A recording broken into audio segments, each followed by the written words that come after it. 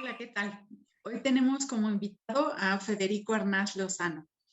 Federico es madrileño, hijo de Vicente Arnaz García. En los carteles se anunciaba Vicente Molina. La guerra civil, a los pocos días de estallar la guerra, iba a debutar en las ventas, truncó buena parte de su carrera, pero luego estuvo ligado al sector taurino como apoderado y representante de empresas, especialmente vinculadas a Portugal. Fue fundador y secretario de la Unión de Bibliófilos Taurinos. Su otra gran pasión, Libro Viejo. Federico se licenció en la Facultad de Ciencias de la Información de Madrid.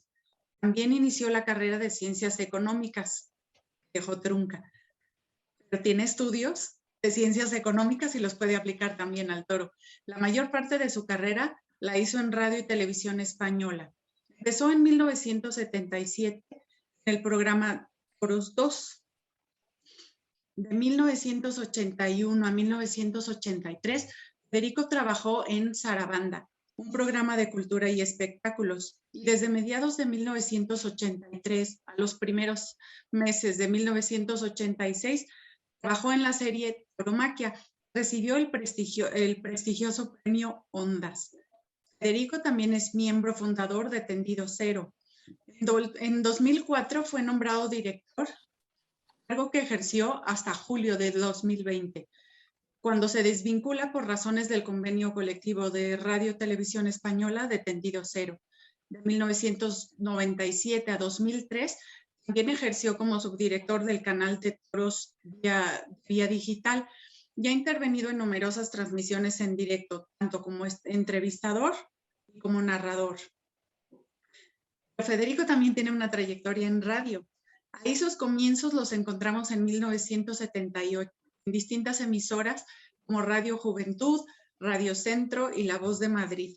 En 1981 forma parte de la redacción de Radio Cadena Española, no solo en programas taurinos, sino informativos y magazines. También director de espacios como Madrid Fin de Semana o Fiesta. De 1995 a 2005 trabajó en Clarín y dirigió Clarín Fin de Semana. En la actualidad colabora todavía en este programa. También ha incursionado en prensa escrita y ahí trabajó en numerosas publicaciones como Tauridia, El Toreo, Torerías, La Francesa Toro, pero sobre todo en 6 Toros 6 en calidad de columnista. También ha colaborado en la agencia Fax Press, en Diario 16. Bueno, no es poca cosa. Desde 1999 sigue el currículum de Federico, es profesor del curso de periodismo taurino que se impartía en la Universidad Complutense y en la actualidad en la Plaza de las Ventas. Federico, qué placer que estés aquí, bienvenido. Encantado, muchísimas gracias por esta invitación y también aplaudiros por esta iniciativa que lleváis ya hace un tiempo, lleváis a la práctica de el poder intercambiar opiniones, reflexiones sobre eso que tanto nos apasiona, que se llama tauromaquia, algo tan complejo, tan bello y tan hermoso. Bueno, Federico, después de oír tu biografía tan extensa, tantas cosas que han participado, hablando un poco de a lo mejor tu cara más conocida, ¿no? Que son las transmisiones en vivo, programas de televisión, radio. Para empezar a hablar un poco de tauromaquia, y de todos los momentos que has vivido o algún momento en especial, ¿cuáles elegirías y por qué? Bueno, han sido muchísimos años, claro, estamos hablando de 1977, ¿no? Viviendo la fiesta de los toros desde la primera línea, en plano muy corto, conociendo de cerca a los protagonistas, conociendo a toreros, a ganaderos, a profesionales de todos los ámbitos. Y entonces, lógicamente, desde el año 77 hasta ahora ha evolucionado la sociedad, ha evolucionado España, por supuesto, y ha evolucionado la tauromaquia en el mundo. Entonces, en ese viaje hay muchas estaciones, habría muchas estaciones donde uno pararse, detenerse y recordar. Negativamente, sin lugar a dudas, la muerte de Manolo Montoliu, aquel 1 de mayo de 1992, en aquella retransmisión que hacíamos de la Plaza de Toros de Sevilla, y que me tocó dar la noticia de la muerte de Manolo Montoliu, con el que tenía cierta relación, con el que había estado incluso por la mañana ese día de la corrida. Fue el momento más duro. Nunca había vivido una muerte en directo y encima nunca se había vivido una muerte en directo en una corrida televisada. era la primera vez. Luego hubo otra que sufrieron otros compañeros de cadenas autonómicas, que fue la de Víctor Barrio en Teruel en 2016. Y sin lugar a dudas ese es el momento más duro y más difícil que viví profesionalmente, ¿no? Porque por todas las connotaciones personales que confluían y por vivir ese drama de esa manera tan directa y tenerlo que comunicar. Luego, hombre, me pareció, fue un contraste de sensaciones también las últimas corridas de Barcelona, el cierre de la Monumental de Barcelona, aquel fin de semana que fue tremendo, ¿no? Como cuando dobla el último toro, que había toreado Serafín Marín, se produce una ovación en la plaza que estaba totalmente abarrotada, estaba totalmente llena, y se sabía que cuando saliéramos ya no íbamos a volver a entrar. Había quien especulaba que posiblemente se iba a conseguir, que había que luchar, efectivamente no. Pero otros pensábamos que por todas las connotaciones políticas que confluían en esta situación, pensábamos que esa era la última vez que habíamos estado en la Monumental de Barcelona viendo toros, y salir de la plaza era como cerrar una puerta de la historia, de la vida y sobre todo una puerta a la libertad, que es lo que me parece más grave de toda esta situación, de toda esta confluencia política que se está dando en otros países. Pero esa vivencia de lo que fue el cierre de la Monumental de Barcelona también es algo que me impactó. Y luego, bueno, en la parte positiva, pues han sido, pues es que no sería muy difícil nombrar faenas, toros, las emociones vividas con toreros, pues oye, pues de todas las grandes figuras del toreo, pues tengo la suerte de ver desde Antonio Bienvenida a que llegué a ver a Antoñete, estamos hablando de torero, a Manolo Vázquez, por supuesto, no solo cuando reapareció, pero incluso a finales de los 60, he visto a Julio Aparicio, a Litri, he visto toda esa época de los 60. Yo de pequeño mi torero era Santiago Martín el Vitis, tenía una admiración tremenda por él dentro de esa generación de los 60 que es maravillosa, con toreros, pues fijaros, como Paco Camino, como Santiago Martín de Vitis, como ese fenómeno que fue el cordobés, como Diego Puerta, como Monteño, como Hostos, en fin, muchísimos toreros, la generación de los 70, que también tuvo toreros muy importantes, la de los 80, la revolución que supuso Paco Ojeda, el impacto aquel de Paco Ojeda, la aparición de esa generación de Joselito y posterior a Joselito, sobre todo toreros como una figura de la dimensión también de Enrique Ponce, Juli, qué decir de José Tomás, y en estos momentos pues vivir lo que estamos viviendo en un momento yo creo que muy bueno de toreros, en una evolución que ha habido del toro. Han hecho un trabajo fantástico los ganaderos en los últimos 25 o 30 años de manejo, de selección, de cuidados, de alimentación, en fin, ha habido unos avances muy notables.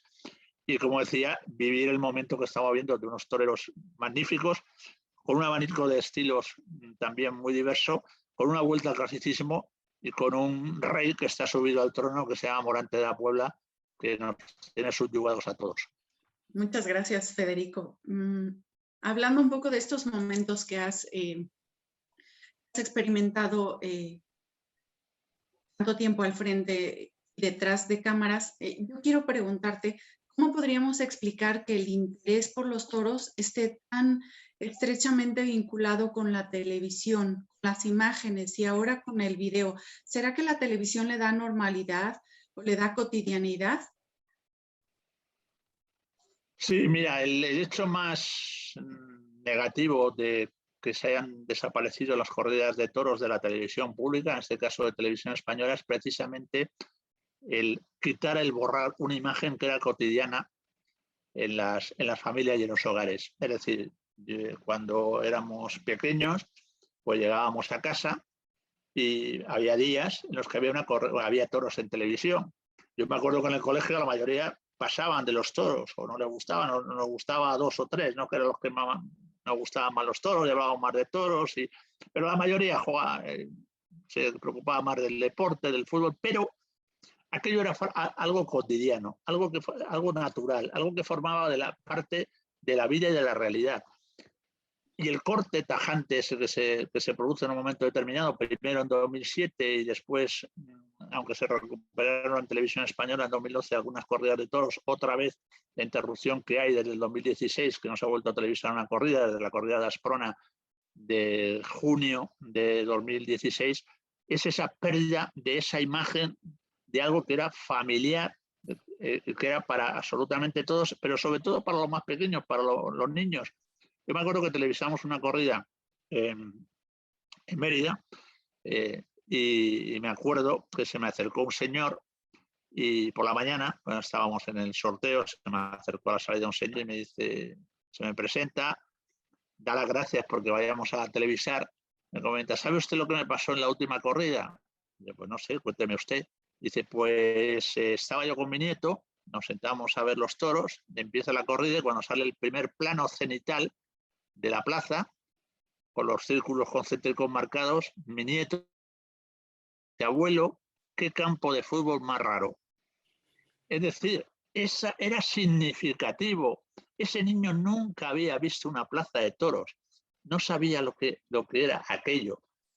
Y desde luego esas generaciones se están perdiendo, las generaciones de los últimos 20, prácticamente 25, bueno, 25 años no, los últimos 15 años han perdido ese contacto con los toros, salvo en comunidades autónomas, por ejemplo, donde sí se dan toros, Castilla-La Mancha, Canal Sur, algo también se está dando ahora en Madrid, pero hay otras zonas, por ejemplo, de España, que salvo que tengan el canal Toros, no saben lo que es una plaza de toros, no tienen ni idea, no han visto un toro, no han visto un caballo de picar, no han visto un ruedo, no han visto los tendidos, no han visto el ambiente, no han visto absolutamente nada, es algo totalmente ajeno a ellos. Saben que existe una cosa que se llama toros, pero poco más, no tienen esa imagen que, como digo yo, formaba parte del paisaje cotidiano de cada uno de nosotros, del día a día.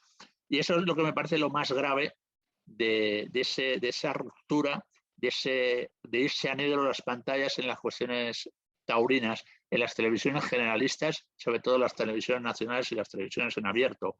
Luego está, por otro lado, lógicamente, la gente que tiene el canal Toros o que tiene los canales donde se emiten toros, pues eso no se ha producido, pero claro, estamos hablando de una minoría. Entonces estamos casi, lo que han conseguido es que los toros sea algo casi clandestino, aparentemente, pero por otra parte todavía con un gran respaldo social y además, curiosamente, y podemos luego, si queréis analizarlo, está habiendo una vuelta de los jóvenes a los toros. Se ha notado en los últimos años bastante, se ha notado mucho en la temporada pasada y a lo mejor hay una acción-reacción. Queremos saber de qué va esto, queremos conocer qué es esto, por qué nos quieren prohibir esto. A lo mejor, quién sabe, si los mismos antitaurinos están consiguiendo que cada vez haya más afiliación a las filas del taurinismo. Justo un poco hablando de esto, ¿no? Todos sabemos, bueno, el mundo del toro ha dado muchas vueltas en los últimos 30, 40 años, pero definitivamente hay un revulsivo que cambia no solamente al mundo del toro, también a la humanidad en general, y es eso que llamamos Internet. A ti te toca vivirlo tras las cámaras, viéndolo ahora sí que a través del lente o enfrente de los micrófonos. ¿Cómo lo vives tú, esa llegada que cambia el mundo como lo conocíamos y como es hoy? Sí, hombre, cambia. Hombre, habría que hablar dentro del gran mundo de Internet los distintos compartimentos, ¿no? Está por un lado las redes sociales y luego están pues las herramientas que nos permiten, como en este caso, mantener una conversación tan gratificante entre España y México como si estuviéramos enfrente unos de otros, ¿no? Con lo cual, pues tiene muchas ventajas. Ha cambiado también mucho en el periodismo. Es decir, una de las primeras cosas que aprendes cuando entras en una facultad de ciencias de la información es la responsabilidad que tiene el periodista por esa capacidad de influir en la opinión pública. Se han invertido los términos. Ahora es la opinión pública la que influye en el periodista. Y entonces, según lo que digan las redes, esto interesa más o menos. Y leemos titulares como están ardiendo las redes. A lo mejor hay 50 tweets o 40. Eso es arder las redes, ¿no? O estallan las redes y tal. Y además eso se está notando mucho en las nuevas generaciones de periodistas que vienen también muy influenciados por eso. Es decir, casi muchas veces la fuente de información no está contrastada, que es una fuente que llega por vía contaminante en tantas y tantas ocasiones a través de las redes sociales y que la toman por buena, la dan por buena. Yo me acuerdo que hace unos años sufrí una jornada en Huesca bastante grave, Francisco Rivera Ordóñez, y entonces yo estaba en contacto, yo estaba en Madrid, pero estaba en contacto con un compañero que estaba allí, estaba a pie de enfermería. Entonces me llaman de Televisión Española, de otro programa, y me aseguran que ya se han llevado a Francisco Rivera Ordóñez, se lo han llevado para Zaragoza. Y digo, oye, que no se han llevado a Francisco Rivera Ordóñez para Zaragoza. Oye, que sí, que ha salido ya, hay mensajes diciendo que ha salido una ambulancia camino de Zaragoza. Digo, que no es cierto, que sí, lo daban por bueno y lo llegaron a dar como noticia.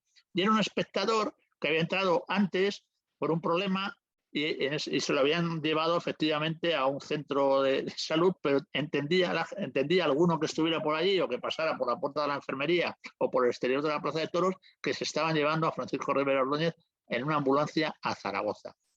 Y bueno, pues era más creíble esa fuente que aquella que le estaba diciendo, oye, que no, que te digo yo que no, que estoy en contacto con una persona que está en la puerta de la enfermería y no se han llevado, le están operando, le están interviniendo. Ese es un ejemplo, ¿no?, de los muchos que se producen, aparte del deterioro de la utilización del lenguaje. Y no hablo ya del lenguaje taurino, hablo del lenguaje en general. O sea, cada vez se habla peor, se suprimen artículos, se suprimen proposiciones, preposiciones. Es una cosa.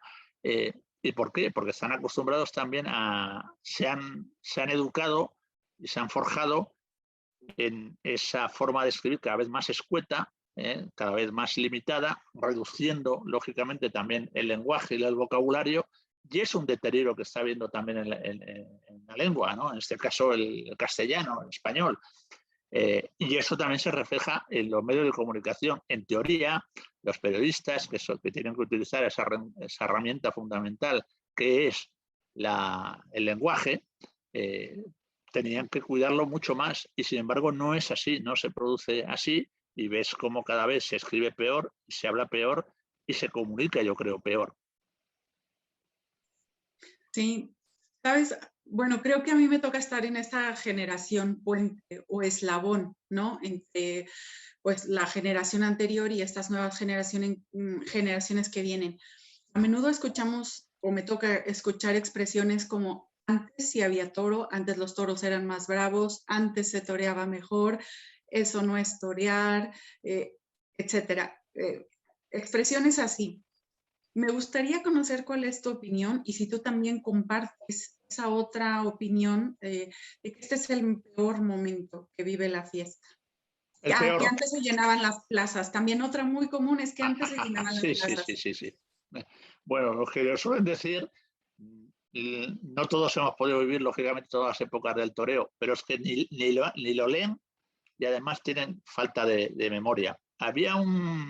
Esta lo utilizo mucho, esta frase, en muchas ocasiones, me parece muy recurrente cuando sobre esta cuestión, porque me parece muy brillante. Había aquí un apoderado que llevaba el espectáculo del bombero torero, en fin, era un personaje muy singular, que se llama Cristóbal Becerra, que llevaba un clavelito, siempre un clavel aquí en la solapa, que es precisamente al que iba buscando el cordobés cuando se encontró con el Pipo. Iba buscando a Cristóbal Becerra a ver si le podía poner en algún espectáculo en la parte seria.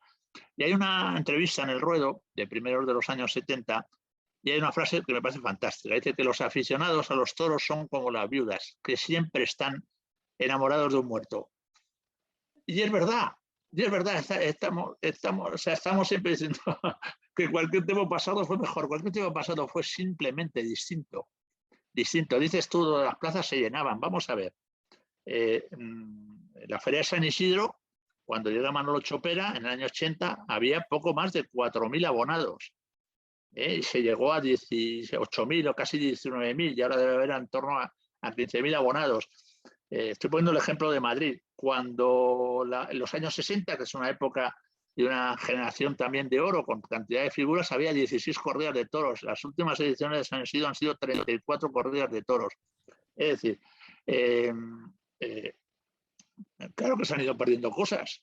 Por ejemplo, se ha ido deteriorando, y esa es una cosa preocupante, cómo se van perdiendo los festejos en los pueblos, en los festejos en las plazas más pequeñas, y porque ahí están las raíces, ¿no? La fiesta de los toros fluye de abajo arriba y no de arriba abajo, ¿no? Es decir, para que haya el árbol, la parte frondosa, tiene que haber raíces. Y es verdad que en ese sentido ha habido, igual que se habla aquí en España vaciada, se ha ido vaciando también de toros, y es algo, es un reto que tiene el sector taurino que tendría que afrontar para que esos espectáculos, ha habido algunos intentos en el último año sobre todo, hay un cierto movimiento y una cierta concienciación de que eso es importante. Y es verdad que eso se ha ido transformando. Pero si nos situamos en la lidia de lo que es la corrida de toros, se ha ido ganando muchas cualidades en el toro bravo. Estamos hablando de un toro muy serio, el de mayor trapío de la historia, el más bravo de la historia, el más bravo porque la bravura significa entrega. Luego podemos hablar del concepto de casta y todos los matices de la casta. Lo que es verdad que también es un toro más previsible. Es decir, la selección de los ganaderos ha ido encaminada, ha ido confluido en una misma dirección. Se han ido quedando por el camino en castes, se han ido quedando procedencias que son importantes, pero también porque lo ha ido demandando el público e incluso porque lo ha ido exigiendo parte de una prensa que luego añoraba que hubiera desaparecido ese toro cuando ellos impusieron el toro-toro, lo que se llamaba el toro-toro, ¿no? Lo que tenemos que pedir es el toro, ¿no? O la tablilla, o el peso, en fin, una serie de cuestiones. Por lo cual yo creo que estamos en un momento en el que hay un toro con unas prestaciones muy buenas, como digo, a lo mejor más previsible, con menos aristas, con menos capacidad de sorpresa, pero es verdad que también lo que ha ido demandando el público. Al final, el público es el que termina mandando y el que termina seleccionando hasta las propias ganaderías. Y luego en la evolución del toreo, pues también ha habido una evolución. O sea, cada vez se torea más perfecto, en el sentido de que a lo mejor se torea a veces un poquito, podríamos decir, con Photoshop, pero a lo mejor se han ido perdiendo rasgos de personalidades. Hay un abanico los toreros son un poquito más similares. Y en ese sentido influye mucho la televisión, influye mucho. Es decir, los toreros antiguamente nacían con unos conocimientos bastante primitivos. Había quien les podían ir enseñando, pero iban aprendiendo a medida que la profesión la iban asimilando, ¿no? Se veía poco toro. Ahora se ve muchísimo toro. Ahora cualquier chico que entre en una escuela taurina, simplemente con un vídeo puede estar permanentemente echando para atrás, para adelante. Por eso de ahí que nos veamos que hay similitudes en chavales que salen de las escuelas y que tratan de emular a los toreros que están en ese momento vigentes. Pero pasa en los toros y pasa en otros espectáculos, pasa en el fútbol. Vemos como los chavalitos que juegan en categorías inferiores meten un gol y hacen el mismo gesto de Messi o de Ronaldo cuando han metido un gol, ¿no? La celebración. Bueno, pues eso también, en cierto modo, también ocurre con los toros. Pero ni cualquier tiempo pasado fue mejor, ni probablemente este que estamos viviendo sea el mejor de nuestras vidas. Ojalá, ¿no? Sobre todo vosotros que sois más jóvenes, seguro que veréis otros nuevos pasos, otra nueva evolución. Por tanto, ni mejor ni peor, simplemente distinto. Y para estar en esta situación y en estos momentos ha habido que vivir todo lo anterior. Entonces, en ese tránsito, ese viaje, también el aficionado tiene que tener esa capacidad de adaptación de ver cómo la historia y la evolución del toro y del toreo se va produciendo y observándolo sobre todo también a través de los ojos del público, porque también los comportamientos sociales influyen mucho en esa taromaquia o en ese tipo de toreo que se va imponiendo. Claro, y mira, siguiendo la tónica, esto a mí es algo que me llama mucho la atención y me pregunto, ¿no? Yo que soy de las que ve muchas corridas por televisión, hemos hablado de que vemos la corrida que el realizador quiere, pero hablando de la evolución de hoy en día, ¿no? Ya no nada más es la corrida que ve el realizador. Tú ya como espectador ves la corrida que te transmiten, la que se ve en las redes, la que graba el video, la que comenta un aficionado que está en la plaza o otro que está en otro lugar. Como decimos, cada aficionado ve la corrida según donde está sentado. Pero hoy en día todos nos enteramos de lo que están viendo. Tú detrás del micrófono o en la realización, ¿cómo se vive este cambio? Que ya sabes que tus espectadores están viendo todo al momento, desde distintos ángulos, que ya no es lo mismo que hace 30 o 40 años, que obviamente no existía lo que existe hoy en día. Sí, bueno, vamos a ver, yo creo que te refieres, el planteamiento de la pregunta es que cuando no tanto en la retransmisión en directo, en la transmisión en directo tú tienes que contar lo que estás viendo, indudablemente. Por cierto, suele haber una tendencia a confundir al narrador con el crítico. Es decir, yo creo que el narrador tiene eso, que narrar, y lo que tiene que dar es información y aspectos de la lidia que interprete el propio espectador. Pero la crítica y la crónica tienen otro espacio y otro momento. Lo digo porque en muchas ocasiones aquellos que nos hemos puesto delante de un micrófono en una retransmisión en directo se nos ha criticado, se nos ha censurado por no decir, por no dar un palo, por ejemplo, a un torero o por no haber alabado como merecía ese torero. Yo creo que esos matices hay que tenerlos en cuenta, ¿no? El que se pone delante de un micrófono tiene que ser un narrador, que es una categoría distinta a la del crítico o la del cronista.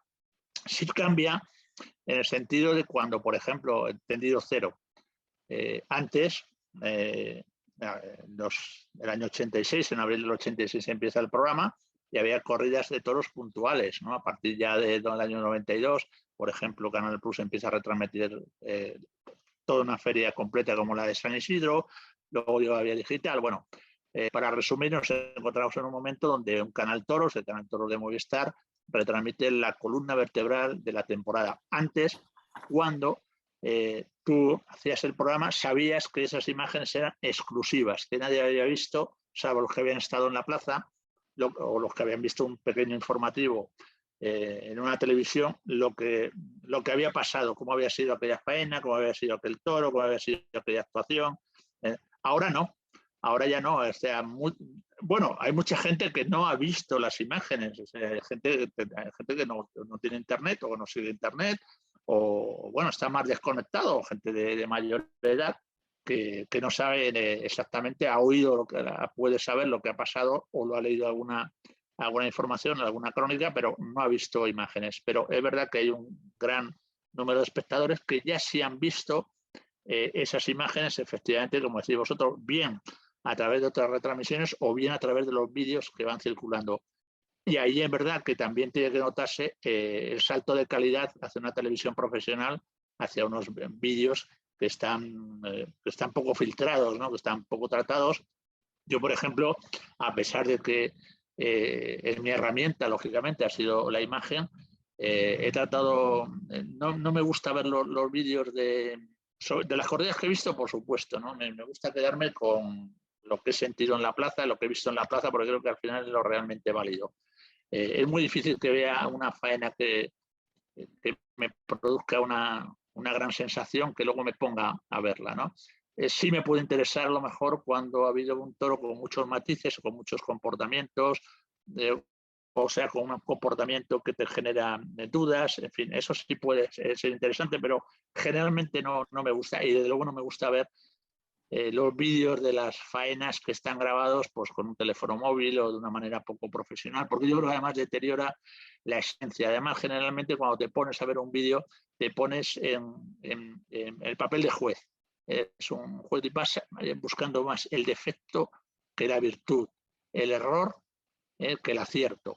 Entonces, me parece que eso y no tienes el componente emocional de cuando has estado en la plaza.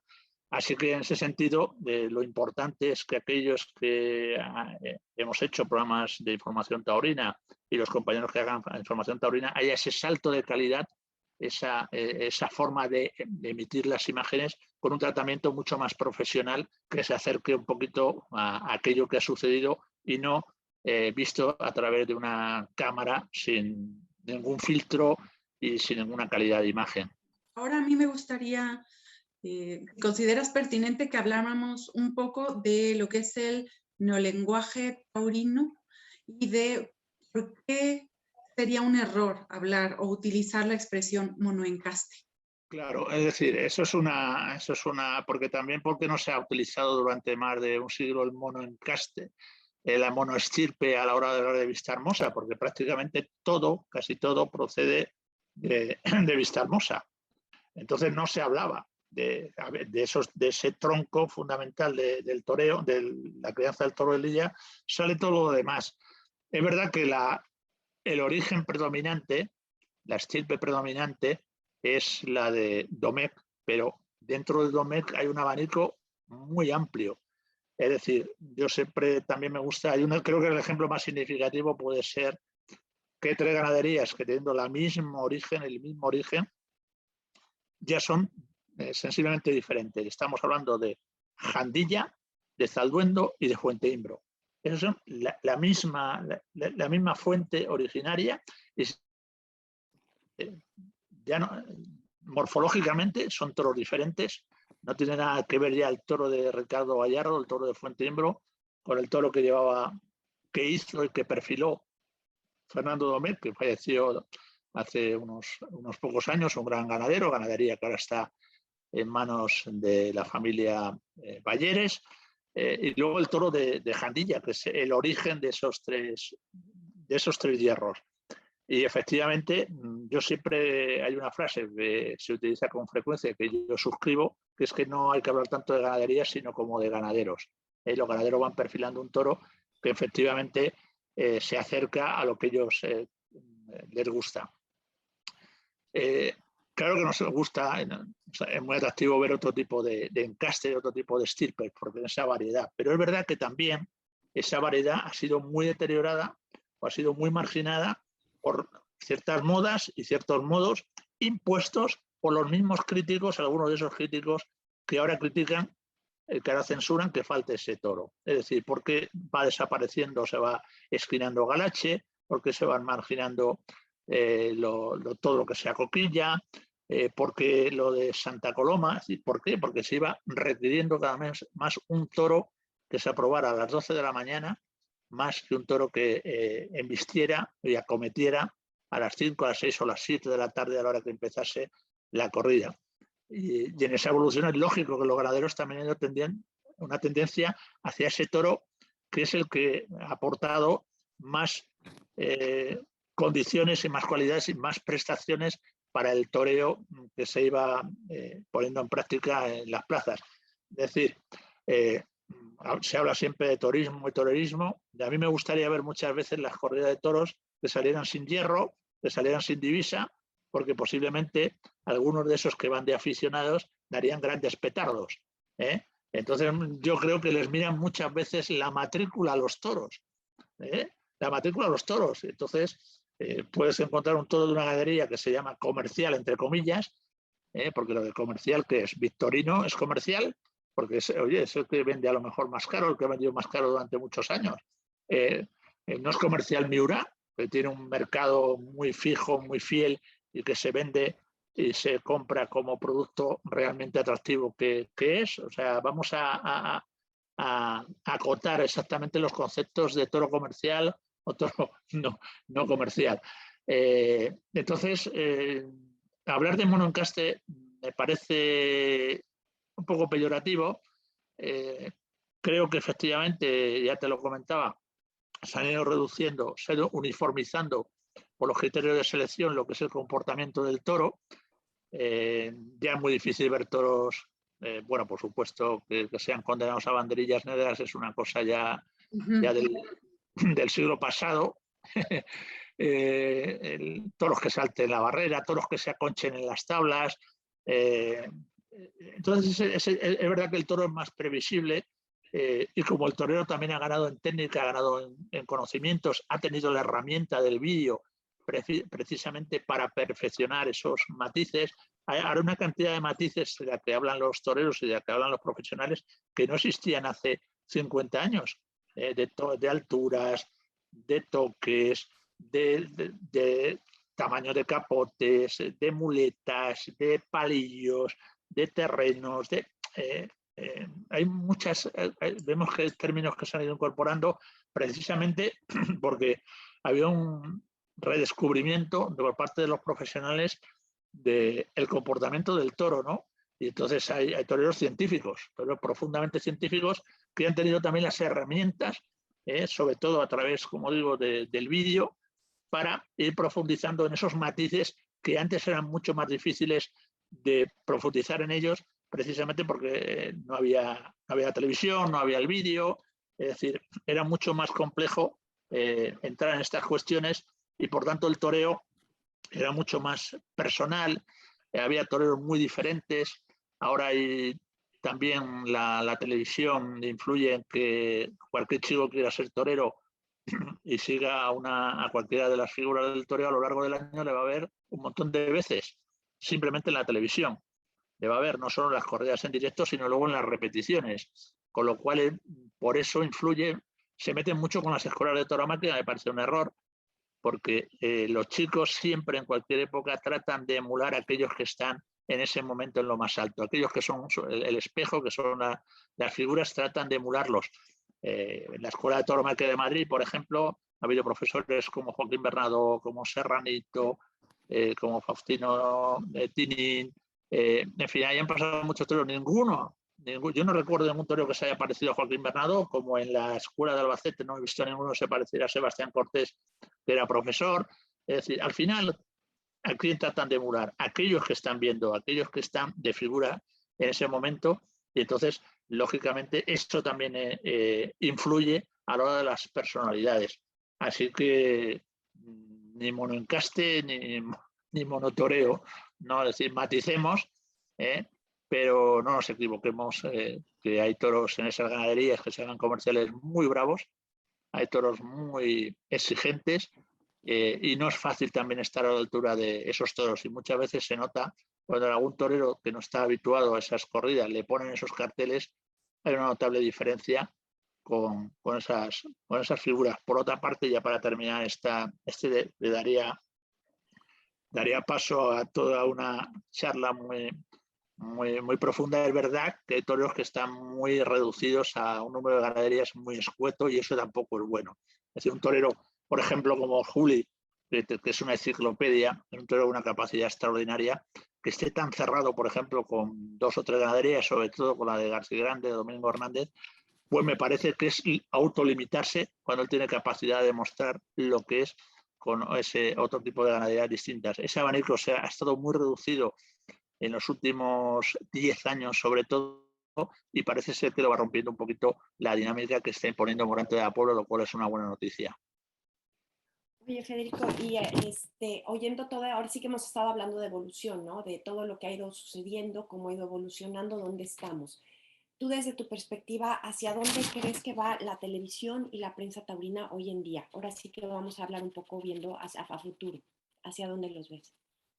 Bueno, es complicado, es decir, la televisión lleva ya hace muchos años que viene chocando con un grave problema, ¿no? Y es que genera audiencia, pero no genera publicidad, por el temor de las casas comerciales a anunciarse, por ejemplo, en retransmisiones taurinas. Es decir, entienden que eso puede provocar un rechazo, campañas, en este caso reactivadas mucho más y potenciadas a través de las redes sociales, que son negativas, ¿no? Entonces, ese es un problema que arrastra la televisión desde hace muchos años, pero que está mucho más acentuado.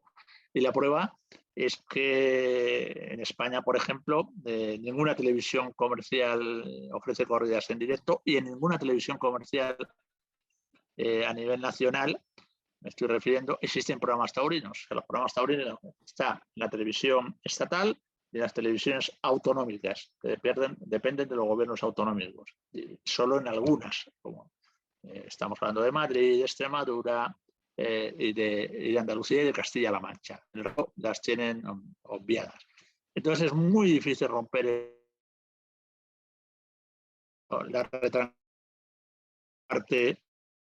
hacer algo que interesa a mucha gente y a muchos españoles, en este caso españoles o mexicanos. El problema es que no generan, son deficitarias en ese sentido, aunque puedan generar cierta audiencia. Ese es un problema delicado. Vemos también a nivel de la radio en España cómo se ha ido reduciendo, de muy poquitos programas. Ya en estos momentos a nivel nacional solo hay un programa de toros, que es Clarín. Se han ido perdiendo en la cadena SER, en la cadena COPE, en Onda Cero tampoco hay toros. Hay algunos programas en podcast, pero no en emisión a través de la FM. Entonces ese es otro problema. Y también todavía, aunque se mantienen en los periódicos, también se ha ido reduciendo lo que es la información taurina, sobre todo la Una información taurina que se está sobre todo centrando generalmente solo en crónicas de las grandes ferias. No hay noticias habituales en la prensa escrita. Pero claro, estamos yendo cada vez a nichos de información. Al final, la tendencia, la televisión, la audiencia de las televisiones están bajando en general, los jóvenes ya no se conectan a la televisión, es decir, cada uno va a ir seleccionando a la carta aquello que le interesa, aquellos aspectos informativos que le resulten atractivos o que le interesen. Unos pueden ir a música, otros pueden ir a fútbol o a deportes, otros pueden ir a la política, etcétera, etcétera. Y al final están también los que van a los toros. En ese nicho, que cada vez es más acentuado, es donde realmente hay que trabajar y potenciar, pero es una tendencia general en la sociedad. Es complicado colocar el mensaje taurino, es difícil, pero al final aquel que le interesen los toros ya de hecho está teniendo más información que tenía a lo mejor cuando no existía internet o no existían portales taurinos, ¿no? Ahora a lo largo del día nos estamos conectando, los que son los profesionales o los que son muy aficionados, pues en los distintos portales buscando cuál es la última noticia, cuál ha sido el último suceso, cuál ha sido el último detalle importante, pero claro, hay que ir a buscarlo. Entonces estamos en un momento que antes los aficionados, los espectadores, se encontraban con la información al abrir los receptores, al abrir el periódico, al radio. Ellos es el consumidor el que tiene que ir buscando eso que le interesa, en este caso aquello que lleva la etiqueta tauromaquia. Federico, a propósito de los nuevos rumbos del periodismo taurino, a veces vemos que las noticias taurinas las reproducen en la sección de deportes. ¿Son para ti los toreros un deportista más? No. El torero es un artista que necesita una buena condición física, eso sí, pero vamos, no, en absoluto, yo no creo que tiene que, salvo cuando en algunas exhibiciones de tercios de banderillas, no creo yo que no tiene nada que ver con el deporte, ¿no? Repito que es una expresión artística, es una creación y que necesita de una buena condición física, como también la necesitan los actores, por ejemplo. Y ya no digamos los que están haciendo musicales o obras muy exigentes o cantantes de ópera. Es decir, necesitas una condición física, una preparación física para afrontar esos retos. Y por supuesto el toreo es uno de ellos, pero en absoluto no tiene nada que ver con... Yo por lo menos no le veo ninguna connotación deportiva más que esa. Oye, Federico, bueno, y un poco entrando en este tema, bueno, yo creo que todo con medida siempre será mejor, ¿no? Pero hay una polémica que es los toreros que no quieren televisión. ¿Tú crees que vivir de espaldas al mundo de hoy, o sea, el no querer televisión es vivir de espaldas al mundo de hoy? ¿Televisión sí o televisión no? Muy medida. ¿Tú cómo lo ves esa postura? Bueno, habría como dos visiones, ¿no? Como dos aspectos. Torero, el del profesional, y dentro del profesional los distintos estatus en los que se encuentran los toreros, los que son las máximas figuras, los que son emergentes. Hay sensibles diferencias. Los que necesitan darse a conocer, lógicamente la televisión es muy importante, es fundamental para proyectar su imagen, para proyectar su toreo, mientras que las figuras, bueno, tenemos el caso de José Tomás, ¿no? El caso de José Tomás es un caso paradigmático porque independientemente de sus cualidades como torero, que son excepcionales, estamos hablando de un torero importantísimo, un torero fundamental para entender también esa evolución de la que hablábamos antes, un torero de máximo compromiso, pero es verdad que el hecho de no salir en televisión en directo, que no es lo mismo que salir en televisión, porque cuando una corrida de José Tomás, cuando torea José Tomás una corrida, está en todos los informativos. es el único caso que se produce el máximo interés y está en todas las televisiones. Hay un foco de atención puesto en la actuación de José Tomás, con lo cual al final, si sumamos el tiempo que ha salido José Tomás en esos espacios informativos, a lo mejor es superior al de otros toreros que se televisan, ¿no? Entonces, ese es un tema interesante. El hecho de que José Tomás no se televise genera también un plus de, no sé si la palabra es morbo, de interés, de atractivo hacia aquellos que van a verle. ¿Por qué? Porque saben que tienen una exclusividad para ellos. Solo aquellos 10.000, 11.000, 20.000, si son en la México más de 40.000, que van a ir esa tarde a los toros, van a tener la posibilidad de ver a José Tomás en directo. Nadie más. Y además luego tienen que presumir de aquello que han visto y por tanto en muchas ocasiones también lo agigantan y lo agrandan, ¿no? Con lo cual se suman capas para multiplicar lo que es el mito dentro de que José Tomás es un torero extraordinario y excepcional, como he dicho. Luego están he hablado de los toreros emergentes, por supuesto, de los toreros que torean poco, que es fundamental, que se les vea. Luego las figuras, claro. Como decía antes también, a un torero, alguien que tenga el canal Toro de Movistar, ve prácticamente las grandes ferias de la temporada y ve muchas veces a esos toreros, con lo cual también tiene asimilado ya su repertorio, se lo conocen. A veces dicen, no, es que este torero está muy visto. Claro que está muy visto, porque si antes se televisaban, por ejemplo, en los años 60 en España, se televisaban 15 corridas, 20 corridas al año. O sea, tampoco eran tantos. A lo mejor el Viti salía 3 veces en la temporada, el Camino 2 o 3 y tal. Ahora en una feria van a salir 4 tardes. Y además, como repiten las corridas, pues entonces muchas veces cuando estás poniendo canal te lo vuelves a encontrar. Por tal, la gente se sabe el repertorio, se sabe lo que va a hacer el torero, si va a sacar la muleta por la espalda, si va a iniciar la faena de esta manera, si va a hacer ese quite, salvo toreros genios como Morante de la Puebla y algunos más, es verdad que se sabe ese repertorio y se lo conocen más. Entonces esa sobreexposición a la veces puede restarle de cara a la observación del aficionado, porque ya no termina causando tanta sorpresa. Cuando rompe Rocarrey, por decir el último torero que ha tenido un gran calado popular, impacta porque la gente no lo conoce, los aficionados no lo conocen. Entonces ahora ya cuando lleva unos años en primera línea, pues ya se saben perfectamente ese repertorio, y entonces la capacidad de sorpresa se reduce mucho y eso también es negativo para el torero. Pero claro, es fundamental en estos momentos como soporte económico de la fiesta de los toros, en buena parte las corridas televisadas. Ese es un río de dinero que está ahí, y si desapareciera un día el canal Toros habría un vacío y nos encontraríamos muy huérfanos, ¿no? Además ya nos hemos habituado, ¿no? Ya son muchos años televisando sobre todo las grandes ferias, entonces estamos habituados.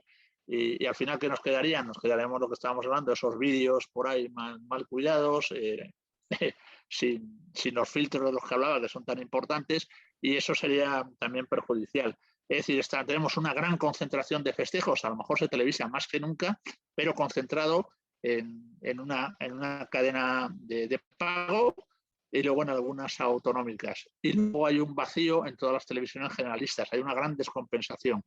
Entonces, claro, los toreros no son, hay figuras del toreo que son poco conocidas, precisamente porque no salen en los medios más generalistas, no salen en las otras televisiones, no salen en los informativos, y entonces existe una gran descompensación entre una cosa y otra. Entonces, bueno, eso va en cada uno como quiera gestionar su carrera, y por eso está el ejemplo excepcional de José Tomás.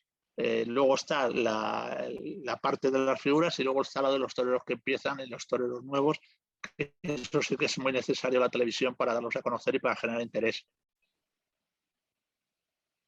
Hablabas hace un momento de la cantidad de portales taurinos a los que hoy tenemos acceso, pero sucede que muchos de esos portales están elaborados por aficionados, y esos aficionados, por mucho que sepan de toros no necesariamente saben de periodismo. Entonces, saben de toros, pero eso no los faculta para escribir crónica o crítica, porque no distinguen los géneros periodísticos. Para ti, ¿cuáles son los elementos esenciales que debe tener la crítica taurina y cuál es la crónica taurina? Bueno, que efectivamente, si vemos la evolución de la crítica taurina, de la crónica, a mí algunas veces me presentan como cronista crítico taurino y no me gusta, porque yo soy periodista y la crónica es un género dentro del periodismo. Es decir, el periodista trata la información, trata el artículo, trata el editorial, trata la entrevista y trata también la crónica, la crítica o la reseña, ¿no? Que son tres variantes. Pero si vemos la historia de la evolución de la crítica taurina o la crónica taurina, es una evolución en paralelo también con la evolución de la tauromaquia. Es decir, cómo empiezan en la época de Paquiro, empiezan a proliferar lo que se llama las hojas sueltas, luego ya con Guerrita, con Lagartijo y Frascuelo, empieza a haber, ya no es la crónica solo decir el relato cronológico de lo que ha hecho el torero, sino cómo lo ha hecho el torero, pero sobre todo eso confluye en la edad de oro del toreo con Joselito y Belmonte, donde aparecen ya los componentes estéticos, donde se va evolucionando del arte del dominio al dominio del arte.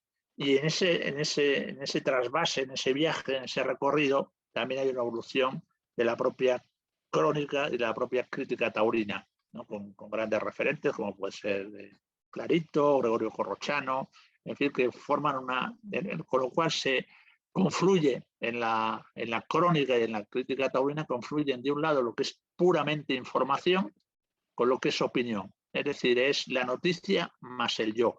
Y ese es el género actual en el que nos encontramos. Luego hay críticas o crónicas que son mucho más descriptivas, otras que son mucho más literarias, cada uno tiene su estilo, y luego a su vez el lector, porque sobre todo la crítica taurina y la crónica taurina está muy centrada principalmente donde mejor se desarrolla en papel o en este caso en Internet, pero en Internet cuesta mucho más leerlo, es decir, hay una fatiga a la hora de leer, entonces los grandes textos es más difícil que la gente prestemos atención, ¿no? Por esa fatiga visual, cosa que no ocurre con la prensa escrita. Entonces, efectivamente, lo que dices tú, entras en algunos portales y no suele haber una diferencia. Se nota quién maneja un poquito los medios, quién maneja la especialización y quién simplemente verte una opinión, pero sin diferenciar, sin matizar aquellos hechos que tiene que narrarse y que contarse. Entonces, bueno, yo me sigo inclinando lógicamente por los grandes referentes de la crítica taurina, los grandes críticos, también los hay ahora, hay compañeros que me gustan mucho, con una particularidad también, las prisas y la celeridad, sobre todo de los periodistas que tienen que publicar esa crónica para que inmediatamente esté en su periódico, ¿no? Estoy hablando de la prensa diaria, ¿no? Esas urgencias antes no habían como existen ahora, ¿no? Entonces eso es complejo y hay que tener también ese don y esa capacidad para poder contar en la inmediatez, también con una carga literaria y una forma atractiva, algo que nos sucede en muchos de los portales, es cuando ha pasado 24 horas o 28 horas y cuando han leído a uno, a otro, han puesto la oreja y entonces ya han sacado la conclusión. Lo más difícil es precisamente en esa inmediatez, una vez que está hablando el último toro, que tú estés lanzando la crónica y que aquello esté contado con brillantez y con la máxima objetividad, dentro de que la crónica es algo totalmente subjetivo. Somos sujetos y como tales contamos aquello que vemos y lo interpretamos. Bueno, qué gusto platicar contigo hoy. María Ángeles. Igualmente. No, pues dar las gracias. Yo creo que es un tema como nos ha pasado con, yo creo todos los temas que hemos tocado, nos da para nos encantaría poder hacer varias sesiones porque te quedas con ganas de oírlo, pero de verdad, muchas gracias porque precisamente oyéndote hablar y un poco poniendo en contexto todo lo que hablamos, lo fundamental que es hoy la televisión, la prensa, la comunicación, y que el mundo se entere que la tauromaquia sigue, que estamos más vivos que nunca y que hay que mostrarla, hay que enseñarla, y pues hablar con alguien con tu trayectoria, contigo, de verdad ha sido un verdadero gusto. Bueno, nos ha quedado muchas cosas por hablar, indudablemente. El neolenguaje taurino, nos ha faltado por profundizar en esa cuestión también, que yo creo que se utilizan muchos términos que son incorrectos y que no, precisamente no son los mejores para hacer ese tipo de apostolado, incluso de cara a la sociedad en general, que es indiferente o incluso que es antitaurina, pero ha sido un placer, por supuesto, el tratar estas cuestiones. Como decís, cualquiera de ellas nos daría para horas y horas de charla, de opinión, porque eso es lo maravilloso, ¿no? Que no es una ciencia exacta, que la tauromaquia, el toreo es un arte fugaz, y por tanto también a la hora de contarlo, de sentirlo, de expresarlo, es algo que cada uno interioriza de una manera, expresa de una manera, y nos permite pues también hablar de esta manera, compartiendo opiniones, sensaciones y en definitiva sentimientos. Muchas gracias a vosotras por esta iniciativa, gracias por la invitación y ya sabéis dónde me tenéis. Gracias.